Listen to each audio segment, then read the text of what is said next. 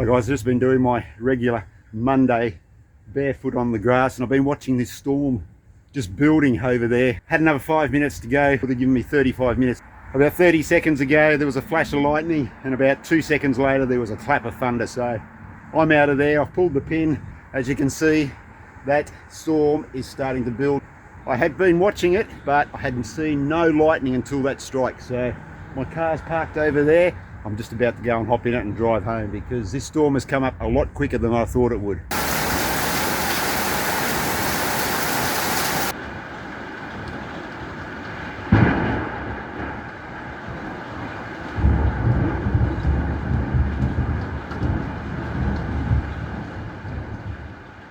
Hi guys, how you going? Wow, what a wild night it was last night with that storm.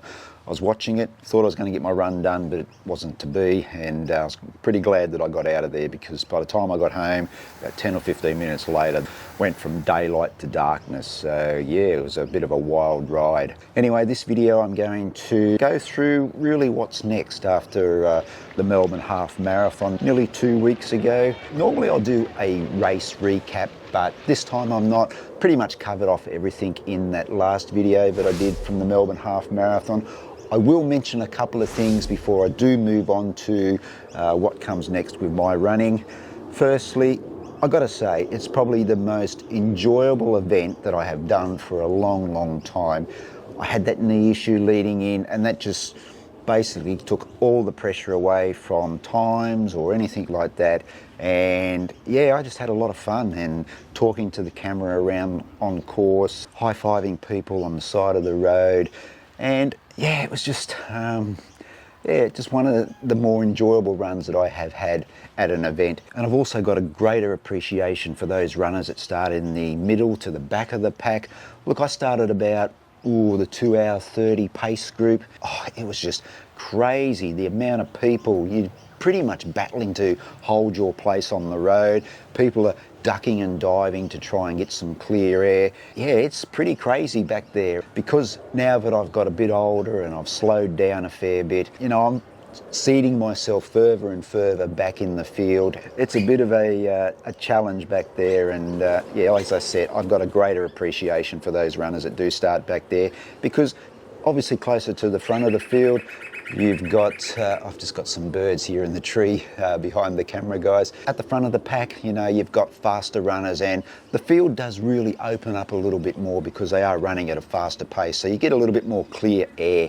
But back in the field, like the Melbourne Half Marathon, it got really, really busy. And just on that too, I want to thank everybody who did comment on that video about the Melbourne Half Marathon that I did put here on the channel, and especially that congestion at around about the 31 kilometre mark of the marathon, where those runners come back into the half marathon field, and it does get really quite busy, congested, hectic as the marathon, those quicker marathon runners try to pick their way through the half marathon field. And I haven't forgotten, we will go and track Trish down later in this video to find out what happened with her half marathon. I know a few of you have asked in the comments what happened to Trish, so we'll go and ask her and find out what went down.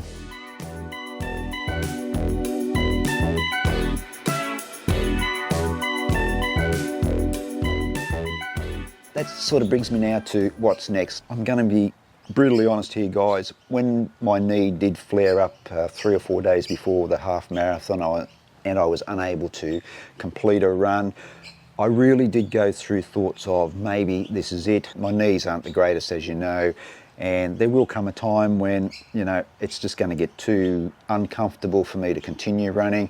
I really did think that this was the time it was going to happen, and I think that's why I was pretty vocal when I was running into the MCG about soaking it up, you know, soaking up the atmosphere of running into such a huge stadium like the Melbourne Cricket Ground. Let's soak it up.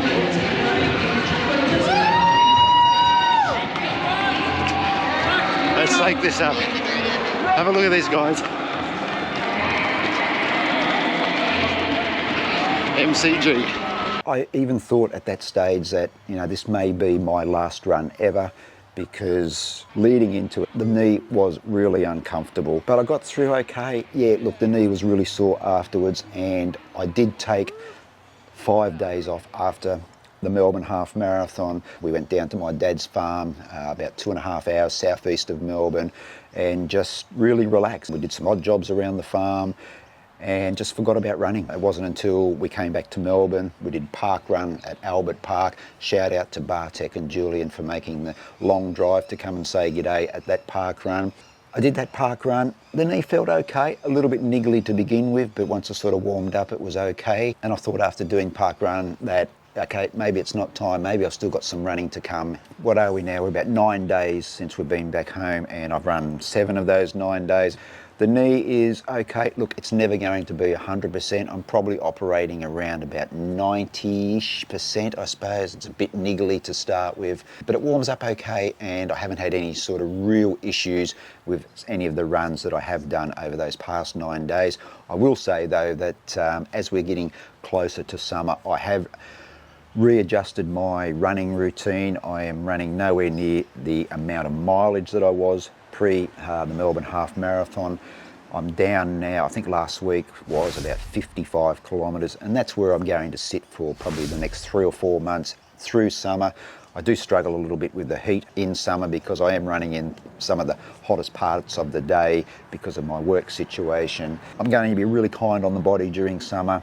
Probably run 5-6 days a week and no more than probably 50-55 kilometres a week. The whole idea behind that is that I just want to maintain a nice base level of fitness so that when the weather does cool earlier in 2025, I'll be able to, kick into a training block of some sort, whether it's for a half marathon or whether it's even for a marathon. I am considering going back and running a marathon next year. Not sure which one yet. Yeah, it's in the back of my mind, and I'm pretty keen to tackle the 42.2 again. I haven't run one since 2022. When I ran sub 3 there at the Melbourne Marathon. And because I will be doing less mileage over summer, I've really made a commitment to myself now to get back to the gym twice a week. I've been doing that. I'll also go to the gym once a week for one of my runs. I'll get on the treadmill, just escape the heat. Planning to also do a little bit of bike riding. Hopefully by the end of summer, my fitness level will still be pretty good, and I'll be able to transition straight into a training block for whatever events that I do have coming up. I have entered the Sunshine Coast Half Marathon next August. It's one of my favourite events of the year. We'll be doing the Run Army run again here in Brisbane. That's at the end of March, and possibly going to Hobart as well in early April. Actually, it's the week after Run Army to run the half marathon. Trish and Tracy are doing the motivating there at Hobart. It'll be our first trip to Hobart for a running event, so really looking forward to that one. But outside of that, the calendar is completely open. There's plenty of events to choose from. We've got the Gold Coast Marathon Festival, we've got Sydney, also the Sydney Marathon. We may know soon whether it's going to be included as a Abbott World Major. We've got Melbourne next year as well. We've also got the Brisbane Marathon Festival. There's plenty of events to choose from. Yeah, we'll just see how it all pans out after we get through probably the next couple of months. So that's about where I'm at the moment with my running and what's coming up in the future. All the events for 2024 for me are now done and dusted. What I might do in another video, guys, is I'll just break down how my week is going to look through summer. Alright guys, thanks very much for watching this video, and thanks to everyone who has commented on some recent videos. Remember to like, comment, subscribe, share these videos to help grow the channel. I'm probably going to fall a little bit short of my goal of 5,000 subscribers this year, but anyway, we keep moving forward. Alright guys, that's it for this video. What am I doing? That's not the end of the video. We've got to go and find Trish and find out what happened to her in the Melbourne Half Marathon. Come on. Alright, I'm just walking through the house to find Trish, wherever she is. I can hear her. I think she must be working on her video, so we'll go and find her, and she can let you know what happened on Half Marathon Day. Here she is. There you are. Hello. Are you ready to tell people Why do I have to tell anyone? what happened at the Half Marathon? I guess so. Okay. Do I have a choice? Let us have it. Okay, what do you want to know?